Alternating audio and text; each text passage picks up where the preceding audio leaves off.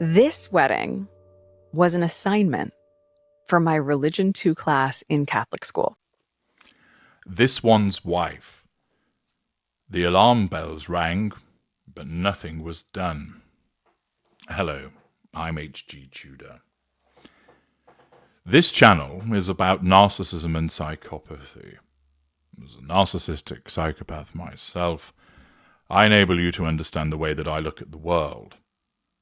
As a consequence of the fact that I have engaged with many of my kind, they're in my family, I've worked with them, I've hunted them down, I have them in my social groups.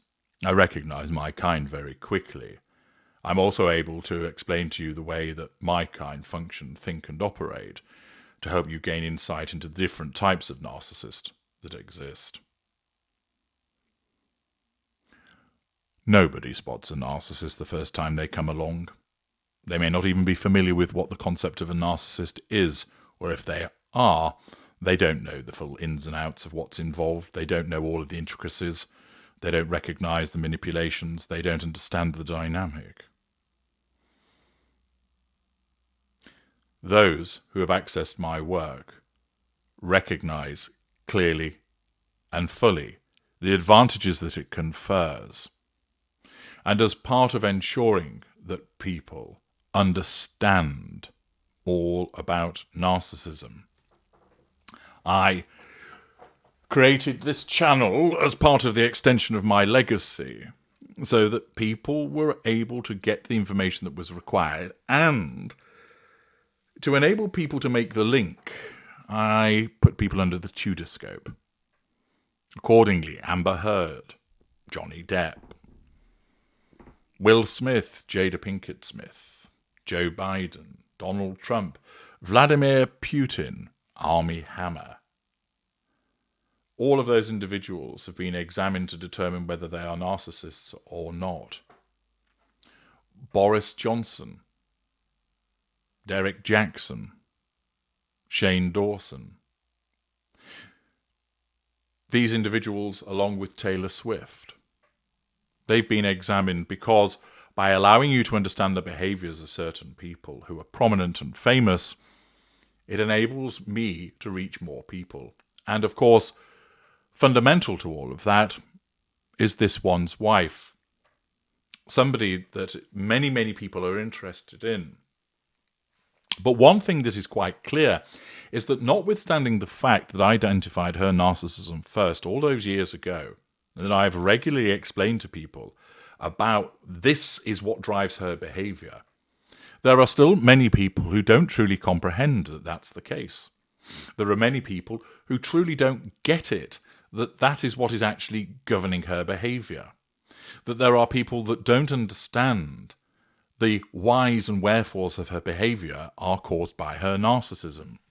So often in the comment section, still below the line, one sees people querying, but why should she do this? What does this mean? When it's already been explained by reference to her narcissism. It was also evident in those that I've spoken to in the conversation series, that there are certain individuals who don't really grasp that it's the narcissism that's driving the behavior. And it's so important for people to understand this, not just in relation to this one's wife, who actually has very little impact upon your own day-to-day lives, but also because there's a very good chance that you'll have become involved with a narcissist at some point in your life. There are people who have contacted me to state that they hadn't realised until they accessed the This One's Wife series that in actual fact they were involved with the narcissist, and had opened their eyes to that, which of course is a huge advantage. There are others that didn't realise about it until, for instance, they accessed the series on Jada Pinkett Smith or Amber Heard or Taylor Swift and such like.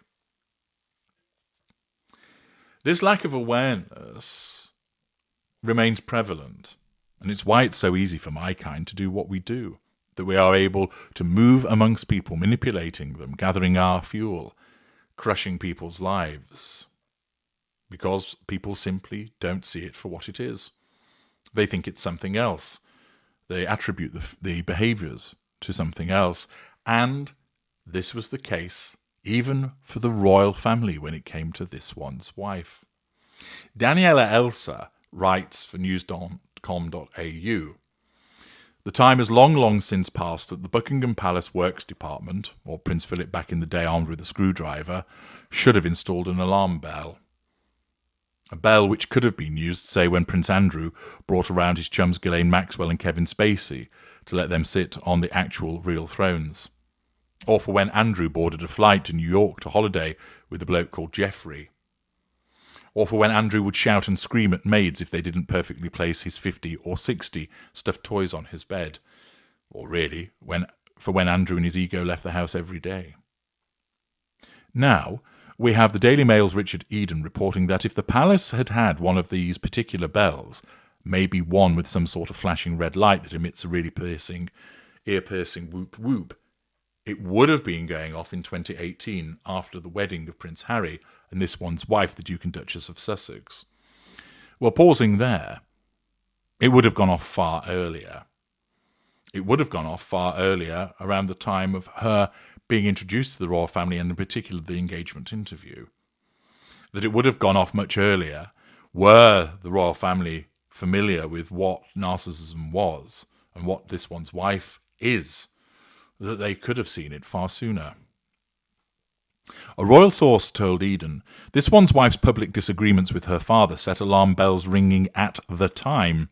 Her Majesty realised the potential damage they could do to the royal family in general. Looking back, the Queen might have had an inkling of what was to come. Now, the Queen has dealt with many narcissists in her time, but probably didn't actually realise that that's what she was dealing with, nor the intricacies of those involvements. She'll have described them undoubtedly as difficult people, awkward people, angry people, without fully appreciating that she was dealing with the narcissist.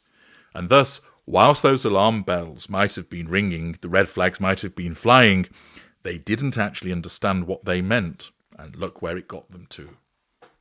Elsa continues by stating, so let's cast our minds back to that northern summer, when the fields rippled with golden wheat and Crown ink was bathed in the reflected glow of the Sussex's big day, an event I am legally required to term fairy tale. Oh, it was lovely. Positively darling buds of Meghan. Love had won and the monarchy had looked out for their newest recruit. But wait, what's this? Entering the frame comes the baddie of the piece, Thomas Markle. When news broke in May 2018 that Markle, a retired lighting director, had been in cahoots with the paparazzi, he wasted little time, and within days he was talking to TMZ. He has not stopped since. As I've explained to you, his own narcissism has driven such behaviour by virtue of the necessity of nullifying the threat to control posed by his daughter's disengagement of him and his frequent and repeated pity plays. In 2022, this one's wife told the Netflix cameras that during this deeply upsetting time, she had gone to no less than the top lady, as Diana, Princess of Wales nicknamed the late Queen, for help. I reached out to Her Majesty and was like, this is what's going on, what do you want me to do? I want whatever advice you have, the Duchess said. Ultimately, it was suggested by the Queen and the Prince of Wales, now the King Charles, that I write my dad a letter. So this one's wife duly did this, posting off a lengthy handwritten letter, only for Markle to then give chunks of it to the Mail the following year. He did this in retaliation, nullification of threat to control, after some lines from the letter had been published by People. It was about at this stage, in this particular soap opera, that according to Eden's royal source, that palace alarm was going off, whoop whoop, whoop whoop. However, Her late Majesty should have been used to exactly this. And one fact that never gets discussed is that by this point in 2018, she had already had decades of experience with royal brides, their troublesome families, and their propensity to run to the press. First, there was Diana, whose messy, unhappy family life was part of her public image from the very beginning. The princess had been deeply scarred by her parents' vicious divorce, one so toxic it had seen her own maternal grandmother Ruth, Lady Fermoy, give evidence in court during custody proceedings against her mother, Frances Shand Kidd. In 1996, as Diana and Charles were locked in their own divorce negotiations, Shand Kidd spoke to the Express, telling them that the press was partly to blame for the royal split. The following year, only 3 months before Diana's death, Shand Kidd would give a lengthy two-part interview with Hello that was splashed all over the cover, including that she thought it was absolutely wonderful that her daughter had lost her HRH. The princess never spoke to her mother again. Things were no better with Diana's stepmother, Countess Rain Spencer, whom she nicknamed Acid Rain. With Rain cast as a wicked stepmother in the papers, the two women would make up and grow quite close in the final years of Diana's life. Then there is Major Ronald Ferguson, Sarah Ferguson, Duchess of York's father. Not long after Andrew and Fergie's 1986 wedding, the Pallisers started becoming concerned about what they called Ferguson's errors of judgment, according to the Times. In 1988, the Major was photographed leaving a massage parlour, which also allegedly offered sexual services. Courtiers were also reported to view the Major's willingness to give press interviews as regrettable. They were aghast when he joined Dame Edna Everage on stage for a charity fundraiser, and after finding out that he agreed to do a TV quiz show, insisted that he withdraw. In 1994, Ferguson published a tell-all called The Galloping Major, with the Times described as a foolhardy enterprise that saw him only embarrassing himself further. When in 2018 this one's wife was mired in her own family drama, it was often framed as a byproduct of a sort of tawdry Americanism or some personal failing on her own part, when it was actually par for the course. And pausing there, if they had actually known what she was, they would recognise that in actual fact it wasn't to do with being a tawdry Americanism, it wasn't to do with being a personal failing, it was all about her narcissism, and that was what was governing her behaviour. Elsa writes, the Duchess and her parental woes were not the exception, but the actual damn rule. You would think that, at that point in time, Buckingham Palace would have been old hands at dealing with the irksome and idiotic antics of the families of royal brides, rather than just letting that alarm bell ring, ring, ring. It would seem not. Here we are, 6 years later, with neither Harry nor this one's wife on particularly good or any terms with their fathers, and with Buckingham Palace still having failed to install that Andrew alarm. This highlights the necessity of understanding the behaviour of the narcissist, particularly in relation to this one's wife, that if they realised, and having been expertly advised, certain parties do now, but if they had realised at an earlier juncture what they were dealing with, not just in relation to this one's wife, but also her father and her mother, and in relation to other relatives of people that came into the royal family, they would have been able to respond in a far more effective manner to dealing with the difficulties that these individuals pose.